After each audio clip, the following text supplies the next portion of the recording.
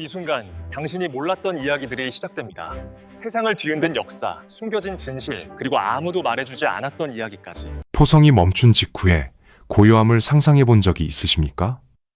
찢어질 듯한 폭발음과 매캐한 화약 냄새가 거치고 나면 전장에는 기묘할 정도로 무거운 정적이 찾아옵니다.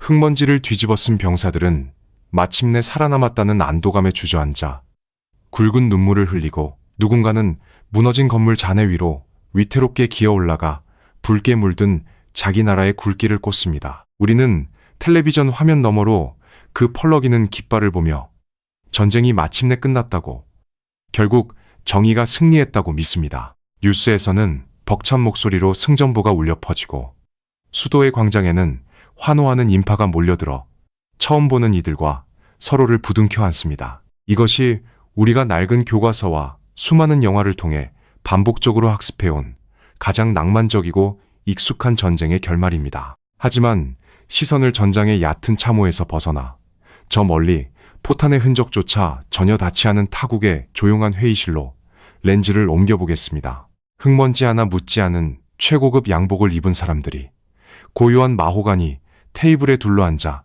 가죽 서류 가방을 열고 있습니다. 그들의 얼굴에는 승리의 환희도, 살아남았다는 맹렬한 안도감도 존재하지 않습니다. 오직 차가운 숫자의 계산과 지독하게 이성적인 냉정함만이 맴돌 뿐입니다.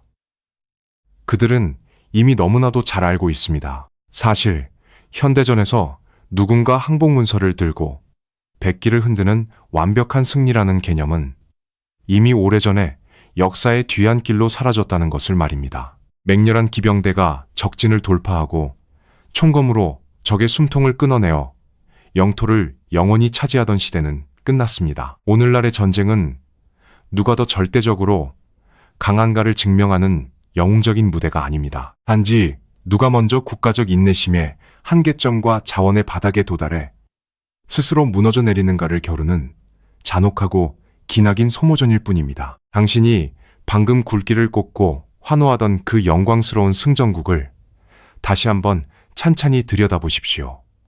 겉으로는 분명한 승리자입니다. 적군은 물러갔고 국경선은 지켜냈습니다. 하지만 그 앙상한 승리를 손에 쥐기 위해 그들은 도대체 무엇을 대가로 지불했을까요? 한 세대를 이끌어갈 가장 건장한 젊은이들이 차가운 진흙 속에서 피를 흘렸고, 수십 년간 국가 경제의 척추 역할을 하던 산업 기반과 에너지망은 단 몇 달 만에 처참한 잿더미로 변해버렸습니다. 국가의 고가는 이미 오래전에 바닥을 드러냈습니다. 매일 밤낮으로 허공에 쏟아부은 첨단 무기와 포탄의 막대한 비용을 감당하기 위해 국가는 이미 미래 세대가 갚아야 할 세금과 아직 캐내지도 않은 땅속의 자원까지 모두 담보로 잡혀 천문학적인 빚을 지고 있습니다. 적을 물리쳤다는 거대한 정신적인 승리감은 얻었을지 모르지만 국가를 지탱하는 뼈대는 이미 스스로 일어설 수 없을 정도로 앙상하게 부러져 있는 상태입니다. 이것이 바로 전장의 굵기가 만들어내는 거대한 환상입니다.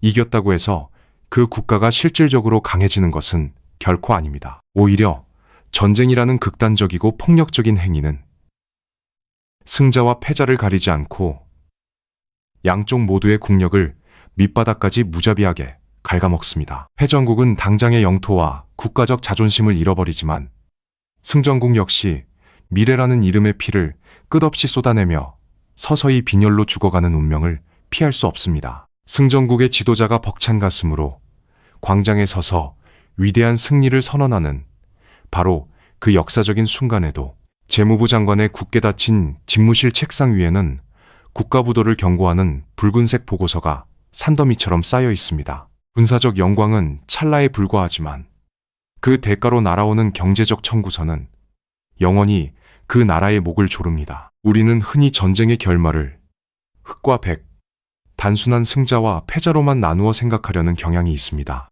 한쪽이 모든 것을 잃었으니 다른 한쪽이 그 모든 것을 전리품으로 얻었을 것이라는 매우 순진하고 1차원적인 착각입니다. 그러나 국가의 모든 것을 쥐어짜낸 지독한 소모전이 끝난 후의 세계는 우리의 상식과는 전혀 다른 냉혹한 물리법칙으로 돌아갑니다. 피투성이가 된 두 명의 검투사가 콜로세움 한가운데서 모든 기력을 소진한 채 거친 숨을 헐떡이며 쓰러져 있을 때 진정한 승자는 모래바닥 위를 뒹구는 그 두 사람이 아닙니다. 그렇다면 여기서 우리는 매우 뼈아프고 필연적인 질문과 마주하게 됩니다. 전장의 승자도 패자도 모두 뼛속까지 소진되어 버린 이 참혹한 상황 속에서 무너진 잿더미 사이로 쏟아져 내리는 그 막대한 금화는 도대체 누구의 주머니로 조용히 흘러 들어가고 있는 것일까요? 전장의 포연이 가라앉고 나면 세계의 평범한 시민들은 무너진 도시의 잔해와 그곳을 헤매는 난민들에게 연민의 시선을 보냅니다. 우리는 인도주의적인 구호물자와 적십자의 하얀 텐트를 떠올리며 전쟁의 참혹함에 가슴 아파합니다. 하지만 이 감정적인 시선에서 한 걸음 물러나 전 세계의 자본과 자원이 흘러가는 거대한 지도를 펼쳐보면 매우 차갑고 소름 돋는 광경을 목격하게 됩니다. 지구 반대편의 거대한 금융 항구와 에너지 터미널에서는 전쟁의 비극과는 전혀 무관한, 오히려 그 비극을 양분 삼아 돌아가는 거대한 계산기가 바쁘게 움직이기 시작합니다. 피를 흘리는 두 국가가 서로의 심장을 향해 미사일을 날릴 때 그 미사일의 폭발 반경 바깥에 안전하게 발을 걸치고 있는 제3의 국가들은 조용히 숨을 죽인 채 주파나를 튕기고 있습니다.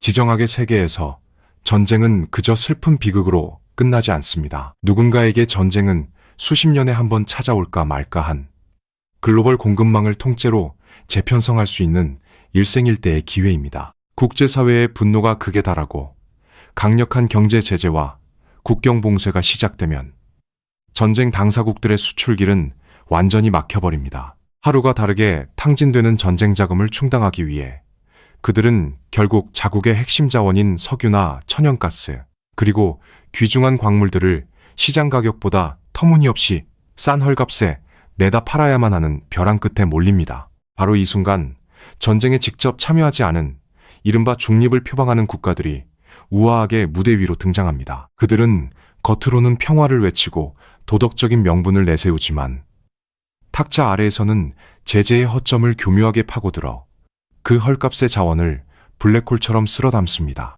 그리고 그 자원에 자신들의 상표를 조용히 덧붙여 오히려 전쟁으로 인해 에너지가 턱없이 부족해진 다른 국가들에게 원래 가격의 몇 배를 부풀려 되팝니다.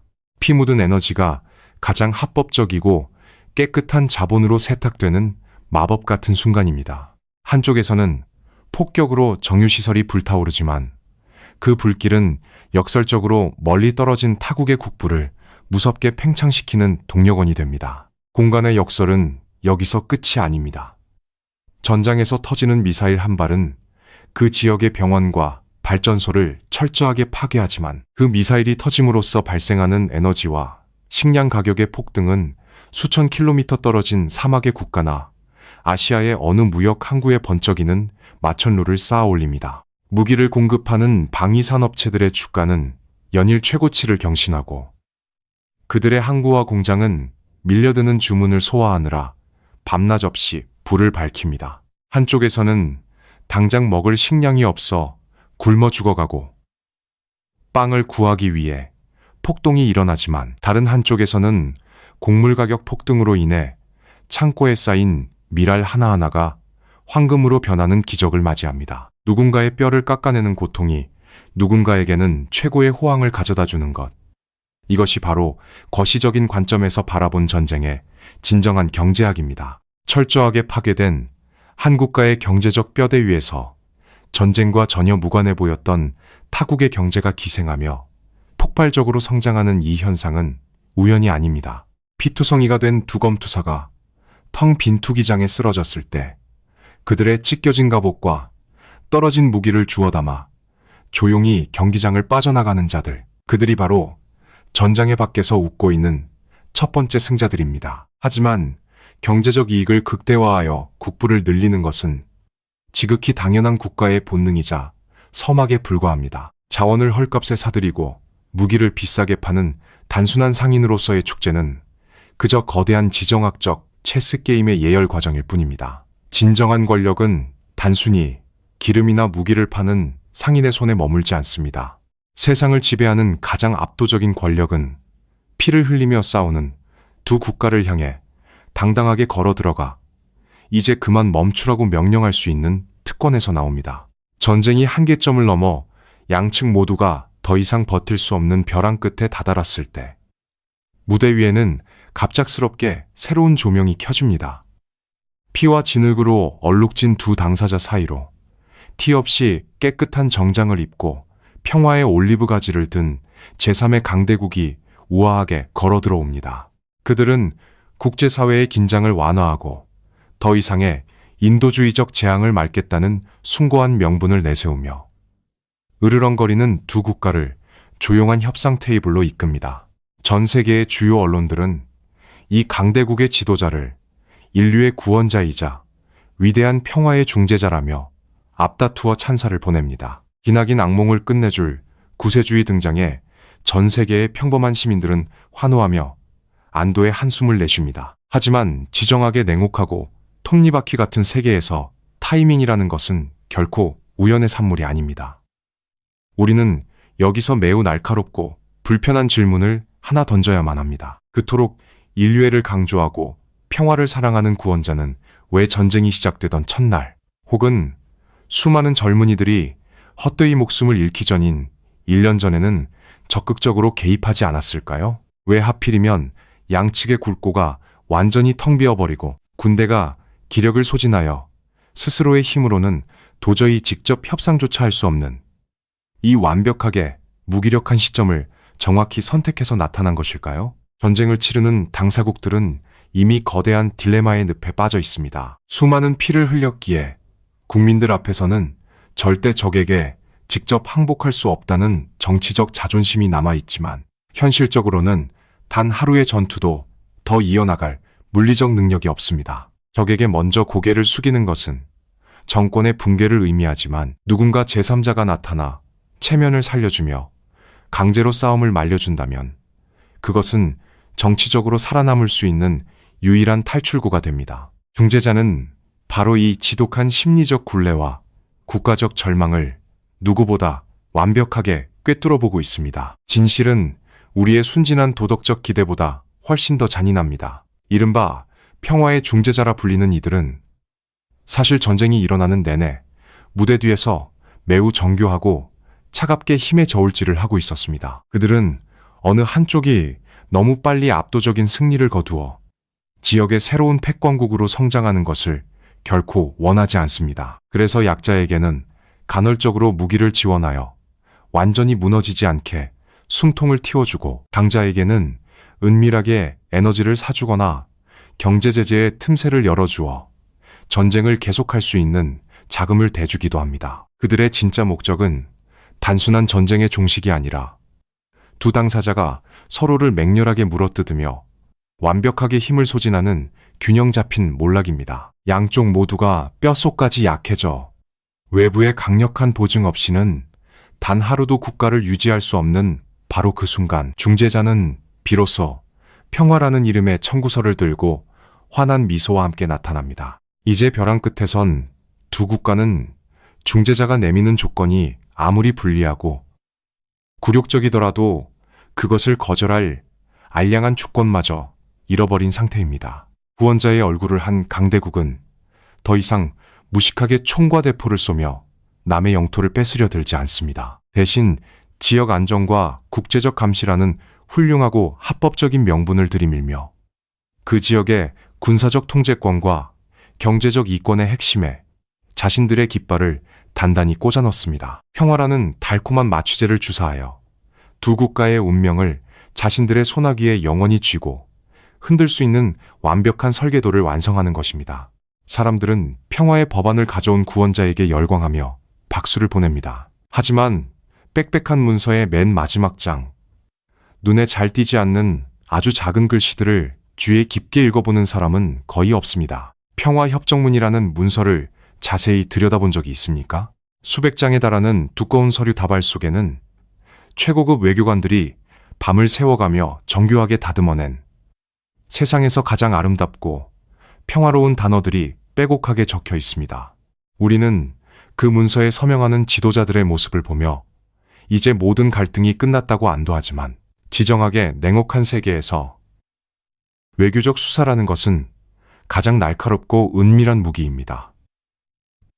중재자가 내민 평화법안의 이면에는 겉보기에는 인도주의적이지만 실제로는 당사국들의 주권을 영구적으로 결박하는 치명적인 언어의 덫이 숨겨져 있습니다. 가장 대표적인 단어가 바로 비무장 안전지대 또는 완충구역입니다. 텔레비전 뉴스에서 이 단어를 들으면 더 이상 총알이 날아다니지 않는 안전한 피난처이자 평화의 상징처럼 느껴집니다. 하지만 지도를 펼쳐놓고 그 선이 그어진 위치를 자세히 살펴보십시오. 그것은 결코 평화를 위한 공간이 아닙니다. 사실상 한 국가의 허리를 끊어내거나 가장 핵심적인 군사 요충지를 마비시키는 영구적인 분단선에 불과합니다. 안전지대라는 명목하에 당사국은 자신의 영토임에도 불구하고 군대를 배치할 수도 방어시설을 세울 수도 없는 완벽한 무장해제 상태로 전락합니다. 중재자는 이 선을 그음으로써 양측이 언제든 다시 충돌할 수 있는 여지를 남겨두고 그 결과 양쪽 모두가 영원히 중재자의 눈치를 보며 매달리게 만드는 기가 막힌 통제장치를 완성하는 것입니다. 그 다음으로 자주 등장하는 마법의 단어는 바로 국제감시단 혹은 평화유지군의 파견입니다. 우리는 이 단어를 들을 때 공정한 심판관이 나타나 갈등을 중재하고 억울한 희생을 막아줄 것이라고 기대합니다. 그러나 힘의 논리가 지배하는 국제 정치에서 순수한 의미의 심판관은 존재하지 않습니다. 국제감시라는 숭고한 명분은 강대국이 다른 나라의 주권 영토 안에 합법적이고 영구적으로 자국의 군대와 정보기관을 주둔시킬 수 있는 가장 완벽한 면죄부가 됩니다. 과거 제국주의 시대에는 다른 나라의 군대를 주둔시키기 위해 막대한 피를 흘리며 전쟁을 치러야 했지만 이제는 평화협정이라는 종이 한 장과 감시단이라는 이름표 하나면 충분합니다. 총성 한번 울리지 않고 타국의 심장부에 군대를 밀어넣는 피 없는 점령이 이루어지는 것입니다. 전쟁 당사국들은 총을 내려놓고 평화협정에 서명하면서 자신들이 마침내 국가를 구원했다고 굳게 믿습니다. 그러나 그들이 서명한 서류는 평화의 보증서가 아니라 사실상 스스로의 군사적 결정권과 영토 주권을 강대국에게 영원히 위탁하겠다는 굴복의 각서나 다름없습니다. 중재자의 우아한 펜 끝에서 탄생한 외교 언어들은 적군의 포탄보다 훨씬 더 치명적으로 한 국가의 미래를 절단냅니다. 전쟁은 끝난 것이 아니라 단지 물리적 폭력에서 합법적인 외교의 폭력으로 그 형태를 바꾸었을 뿐입니다. 하지만 이 모든 통제와 구속은 그저 시작에 불과합니다. 지금까지 이야기한 것은 영토와 군사 주권이라는 눈에 보이는 껍데기에 관한 이야기일 뿐입니다. 그렇다면 살아남은 자들의 경제적 미래, 무너진 국가를 다시 세워야 하는 그 막막한 삶의 터전은 과연 어떻게 되는 것일까요? 그것은 이미 우리의 상상을 초월할 정도로 아주 치밀하게 가격표가 매겨져 있습니다. 영토와 군사 주권이라는 눈에 보이는 껍데기를 빼앗긴 후 이제 남은 것은 무참히 파괴된 국가를 다시 일으켜 세우는 막막한 현실입니다. 평화협정문의 후반부를 장식하는 가장 화려하고 희망찬 단어는 바로 재건입니다. 전쟁의 참화를 딛고 일어서는 기적, 무너진 인프라를 다시 세우고 시민들에게 잃어버린 일상을 돌려주겠다는 따뜻한 약속. 이 얼마나 가슴 벅차고 눈물겨운 인류애의 발현입니까? 당대국들과 그들의 통제를 받는 국제금융기구들은 앞다투어 천문학적인 액수의 전후 재건 기금을 조성하겠다고 발표하며 다시 한번 세상을 향해 구원자의 자유로운 미소를 짓습니다. 하지만 피도 눈물도 없는 자본의 세계에서 대가 없는 선이란 절대 존재하지 않습니다. 이 따뜻한 구원의 손길은 사실 총칼보다 훨씬 더 질기고 무서운 족쇄를 채우는 치밀한 작업의 시작일 뿐입니다. 국가의 모든 기반 시설이 잿더미로 변해버린 패전국이나 상처뿐인 승전국에게는 스스로 나라를 다시 세울 최소한의 자본도 기술력도 남아있지 않습니다. 결국 그들은 중재자가 내미는 막대한 규모의 차관, 즉 상상조차 하기 힘든 거대한 빚더미를 덥석 쥐어야만 생존할 수 있습니다. 겉으로는 파격적인 저금리와 장기 상환이라는 인도주의적 혜택으로 포장하고 있지만 이 돈의 흐름을 가만히 추적해보면 매우 기가 막힌 순환 구조를 발견하게 됩니다. 무너진 발전소를 다시 짓고 끊어진 철도를 연결하며 박살난 통신망과 병원을 복구하는 이 거대한 재건 사업의 입찰을 따내는 것은 과연 누구일까요? 전쟁으로 경제가 괴멸된 당사국의 기업들이 참여할 자리는 애초에 없습니다. 그 모든 알짜배기 계약은 결국 자금을 빌려준 바로 그 강대국의 거대 다국적 기업들이 독식하게 됩니다. 이것은 지정학적 자본주의가 만들어낸 가장 완벽하고 기괴한 마술입니다. 한쪽에서는 자국에서 생산된 무기를 팔아 타국의 인프라를 철저하게 파괴하도록 유도하여 막대한 수익을 올립니다. 그리고 전쟁이 끝나면 이번에는 그 무너진 인프라를 다시 건설해주겠다며 자국의 건설사와 에너지 기업들을 투입해 또다시 천문학적인 부를 쓸어 담습니다. 당사국을 돕기 위해 빌려준 거대한 재건 자금은 한 바퀴를 빙빙 돌아 결국 재건 사업을 수주한 중재국의 거대 기업들의 금고로 고스란히 꽂히게 되는 것입니다. 그렇다면 굴고가 텅 빈 당사국은 도대체 무슨 수로 이 어마어마한 빚을 갚을 수 있을까요? 바로 여기서 평화 중재자의 가장 날카로운 이빨이 드러납니다. 빚을 갚을 돈이 없다면 아직 캐내지 않은 지하의 희귀 광물, 흑해나 중동의 기름진 유전, 국가물류의 심장인 핵심 항구의 독점 운영권, 그리고 국민들의 눈과 귀가 되는 국가통신망의 소유권을 담보로 내놓으라는 냉혹한 청구서가 조용히 날아옵니다. 50년 혹은 100년에 걸친 장기조차 계약이라는 세련된 이름 아래 사실상 한 국가의 심장과 혈관이 통째로 외국 자본의 손에 영구적으로 넘어가는 순간입니다. 당사국의 지도자들은 드디어 국민들을 살려냈고 평화가 찾아왔다며 눈물을 흘리며 안도하지만 그들이 피 흘려 지켜낸 조국의 땅속과 바다, 그리고 앞으로 태어날 미래 세대의 피땀 어린 노동력은 이미 누군가의 빚을 갚기 위한 영원한 담보물로 전락해버렸습니다. 무력에 의한 식민 지배와 군사적 점령의 시대가 끝나자마자 채무 주권이라는 이름의 새로운 경제적 식민 지배가 너무나도 합법적이고 우아하게 시작된 것입니다. 겉보기에는 분명히 독립된 주권 국가의 형태를 띠고 있고 하늘에는 그들이 목숨 바쳐 지켜낸 국기가 펄럭이고 있지만 바파선 그들이 딛고 서 있는 땅의 실질적인 주인은 이미 다른 나라의 거대 은행과 투자 회사들로 완벽하게 바뀌어 있습니다. 이쯤 되면 여러분도 이제 서서히 깨닫기 시작하셨을 것입니다. 전쟁은 결코 끝나지 않았습니다.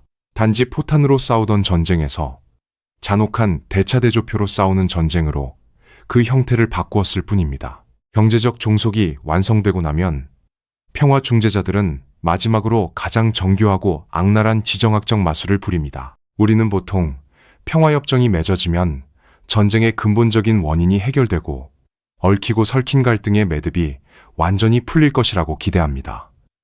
양측의 오랜 원한이 씻겨 내려가고 진정한 화해가 이루어지는 영구적인 평화를 꿈꾸는 것입니다.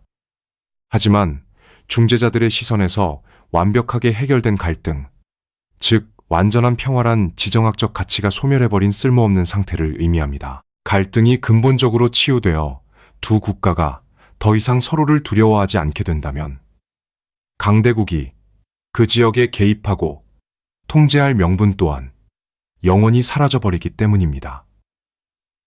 그래서 그들이 고안해낸 역사상 가장 위대한 통치 전략이 바로 갈등의 동결, 즉 얼어붙은 분쟁이라는 기막힌 상태입니다. 평화협정은 교묘하게도 갈등의 핵심적인 원인을 비껴나갑니다. 영토 분쟁은 완전히 획정되지 않은 채 애매한 점선으로 남겨지고 민족 간의 피비린내 나는 앙금은 전혀 해결되지 않은 채 일시적인 휴전선 아래로 무겁게 억눌립니다. 카슈미르의 삼엄한 국경, 트란스니스트리아의 어색한 분리, 그리고 우리에게 너무나도 뼈저리게 익숙한 한반도의 굳게 닫힌 휴전선에 이르기까지 세계 지도를 유심히 살펴보면 완전히 끝나지 않은 채 수십 년 동안 숨죽이고 있는 동결된 분쟁 지역들을 쉽게 찾아볼 수 있습니다. 겉으로는 포성이 멈추고 일상적인 평화가 찾아온 것처럼 보이지만 그 밑바닥에서는 언제 다시 터질지 모르는 활화산 같은 증오와 공포가 펄펄 끓고 있는 상태를 의도적으로 영구화하는 것입니다. 이 차갑게 얼어붙은 분쟁 상태야말로 중재자들에게는 가장 완벽한 무기이자 마르지 않는 권력의 원천이 됩니다. 휴전선 너머의 적이 언제 다시 탱크를 몰고 밀고 내려올지 모른다는 극심한 공포가 존재하는 한 당사국들은 결코 스스로 자립할 수 없습니다. 그들은 국가 예산의 상당 부분을 강대국의 최첨단 무기를 비싸게 사들이는데 쏟아부어야 하고 자신들의 안보를 보장해줄 외국의 군대를 자국 영토에 계속 주둔시켜달라고 간절히 매달려야만 합니다. 강대국은 더 이상 무력을 앞세워 억압하거나 협박할 필요가 없습니다. 단지 분쟁이 다시 폭발할 수도 있다는 미세한 공포심을 조율하는 것만으로도 두 국가를 자신들의 궤도 안에 영구적으로 묶어둘 수 있는 것입니다. 만약 어느 한쪽이 통제를 벗어나 독자적인 목소리를 내려고 하거나 새로운 경제적 독립을 모색하려고 하면 중재자는 그저 적대국에 약간의 군사적 지원을 하거나 외교적 지지를 보내는 척하며 힘의 균형을 살짝 흔들어버리면 그만입니다.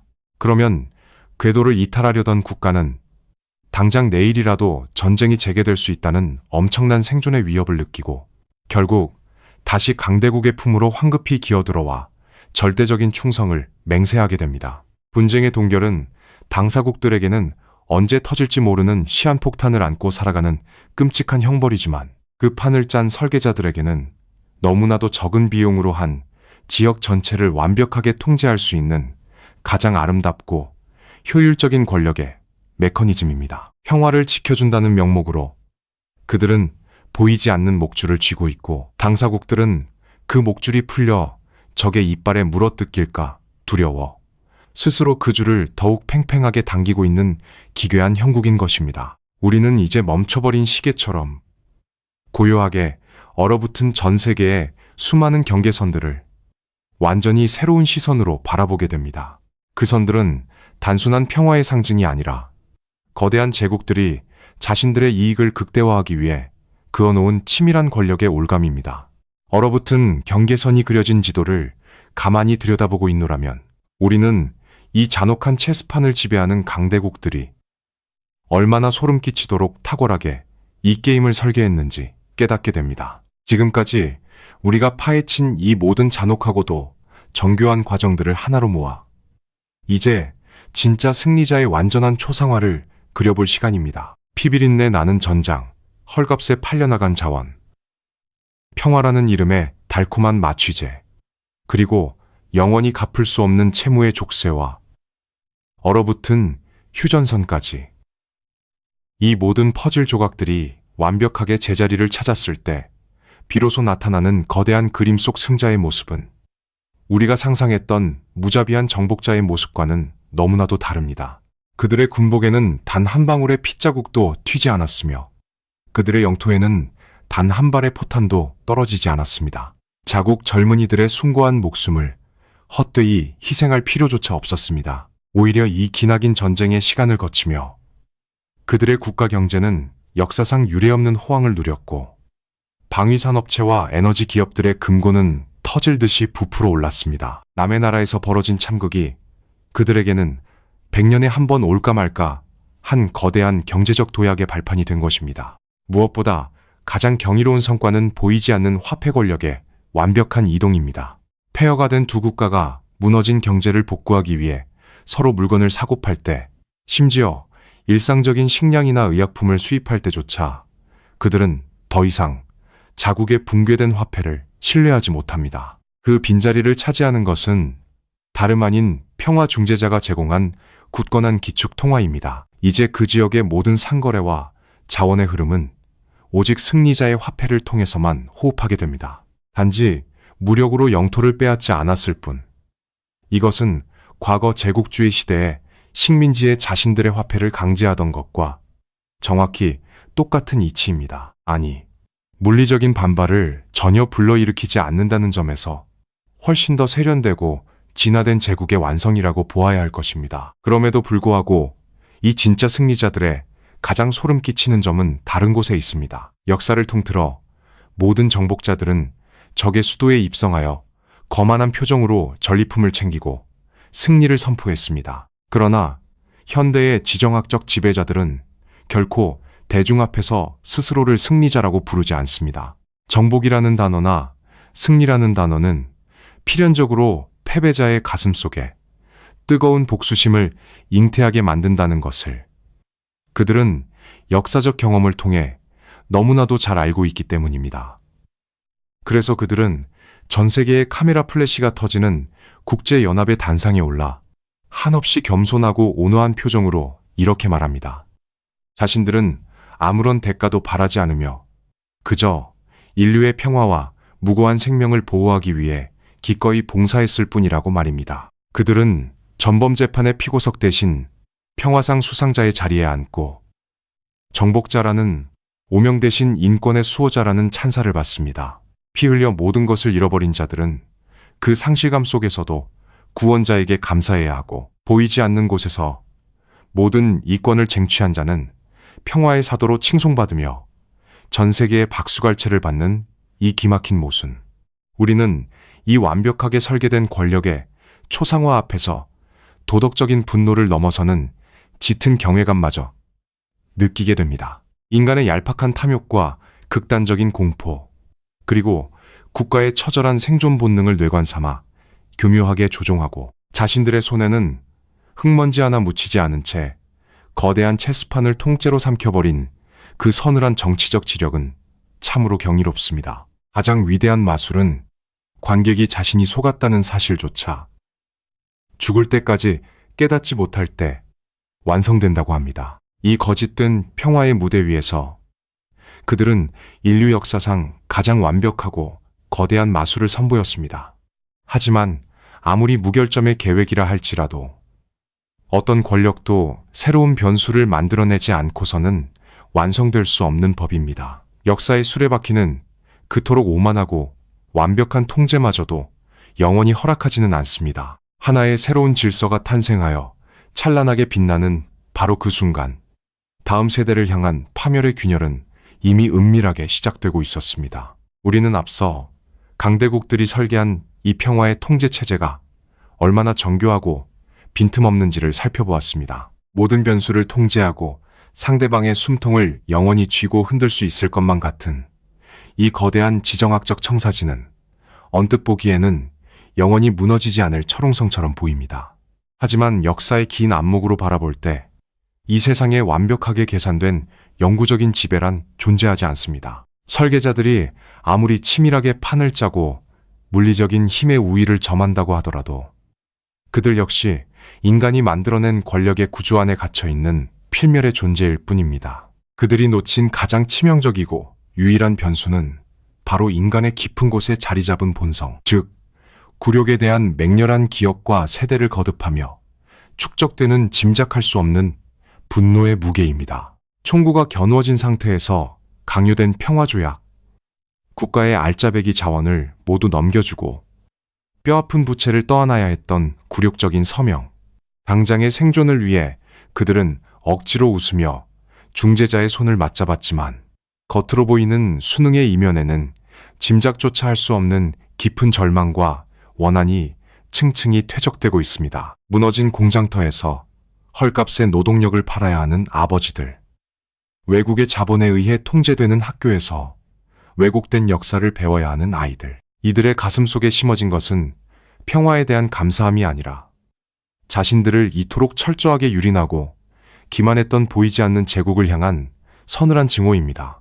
강대국들은 물리적인 폭력을 통제하는 데는 성공했을지 모르지만 불복한 국가의 국민들 마음속에서 자라나는 그 은밀하고도 파괴적인 심리적 저항선까지는 결코 통제할 수 없었습니다. 이 억눌린 분노는 결코 사라지지 않고 어두운 지하에 고여 있다가 강대국의 패권이 조금이라도 흔들리거나 새로운 지정학적 틈새가 벌어지는 아주 찰나의 순간을 포착하여 걷잡을 수 없이 폭발하게 됩니다. 겉으로는 안정을 위해 맺어진 그 위대한 평화 조약문이 사실은 훗날 그 어느 때보다 더 잔혹하고 파괴적인 다음 세대의 전쟁을 알리는 피 묻은 출생 증명서나 다름없었던 것입니다. 힘으로 짓눌러 억지로 봉합한 상처는 결코 낫지 않고 안에서부터 지독하게 골마 들어갑니다. 과거 세계대전이 끝난 후 승전국들이 패전국에게 가했던 너무나도 가혹하고 굴욕적인 막대한 배상금 청구서가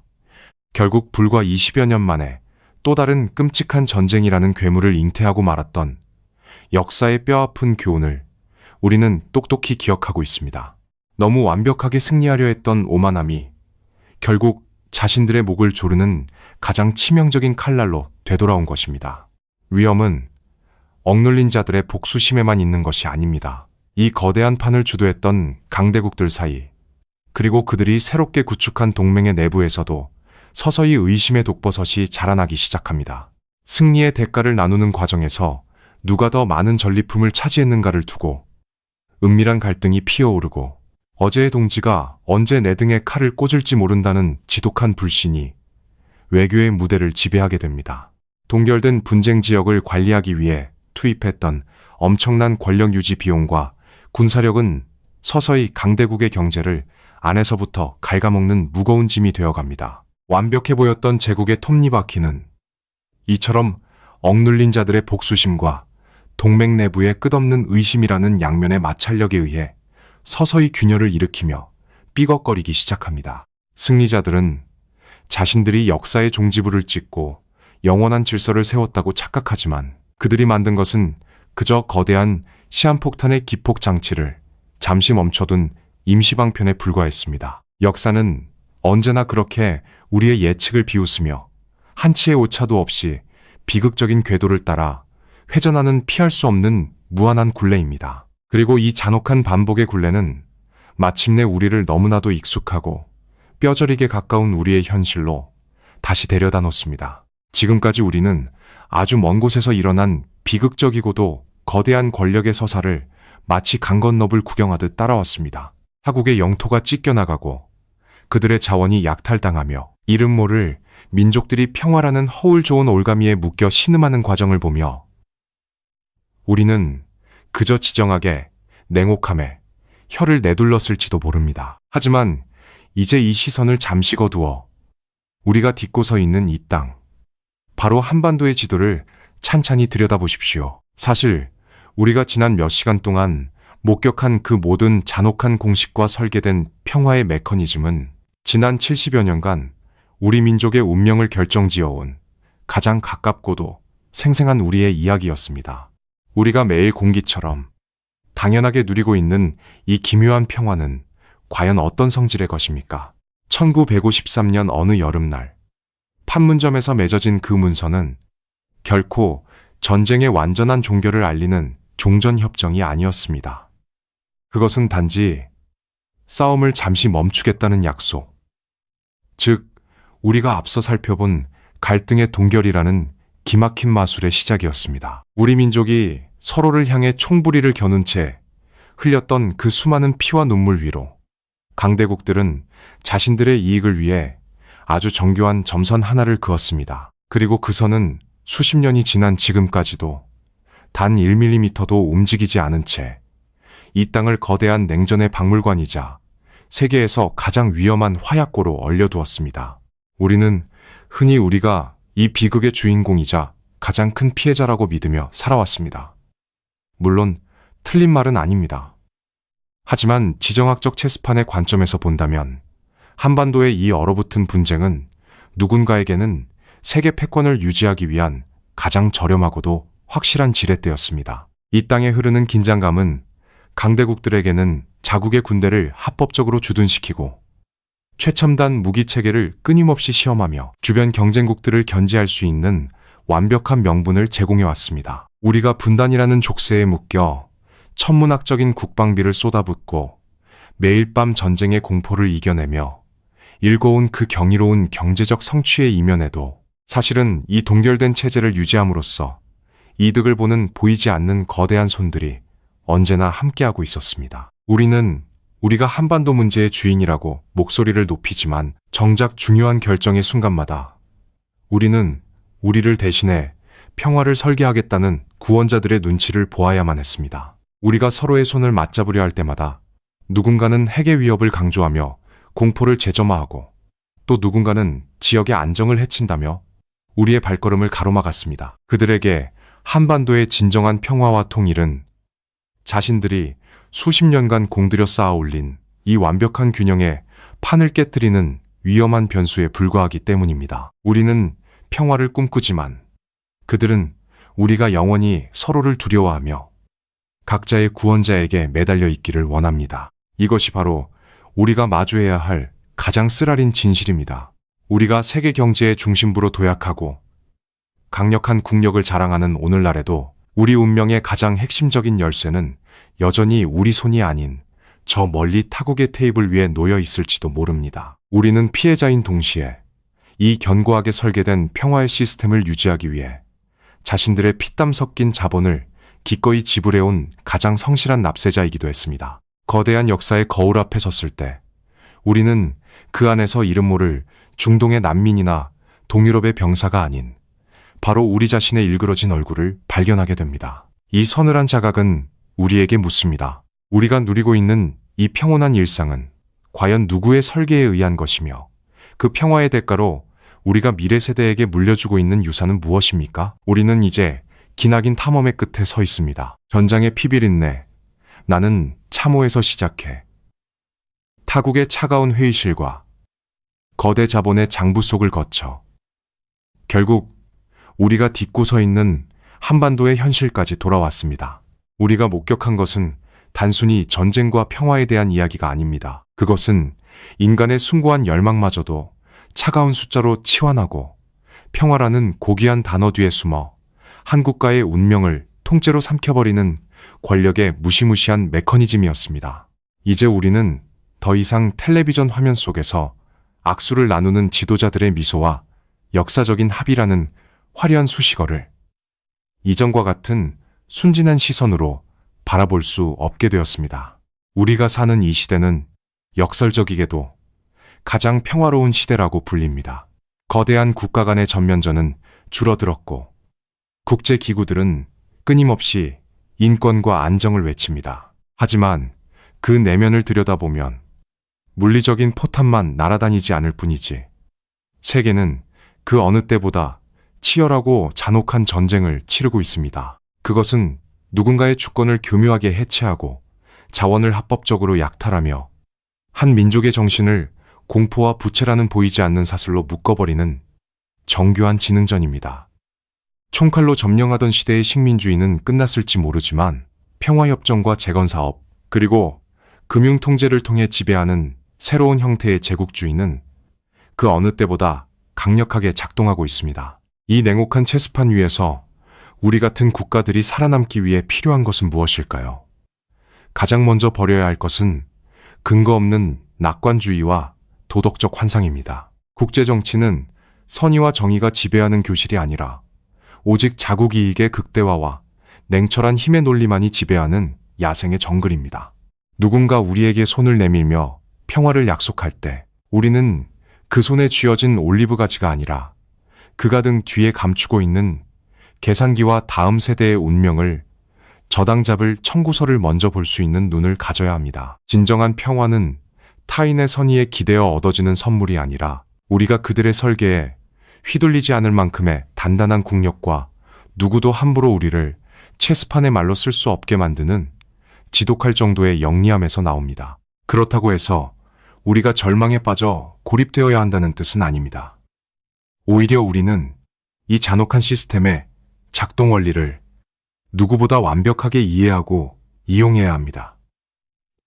강대국들이 쳐놓은 그물의 코를 읽어내고 그들이 그어놓은 경계선 사이에 미세한 틈새를 찾아내어 우리의 실익을 쟁취하는 고도의 지략이 필요합니다. 감정이 휩쓸려 분노하거나 섣부른 희망에 도취되지 않고 매 순간 우리 국가의 뼈대를 어떻게 더 단단하게 세울 것인지를 고민하는 차가운 이성이 그 어느 때보다 절실한 시점입니다. 이제 마지막 질문을 여러분께 던지며 이야기를 마무리하려 합니다. 내일 아침 당신이 신문 일면에서 역사적인 평화협정 체결이라는 대대적인 기사를 보게 된다면 당신은 무엇을 가장 먼저 떠올리시겠습니까? 억눌렸던 증오가 사라지는 화해의 빛입니까?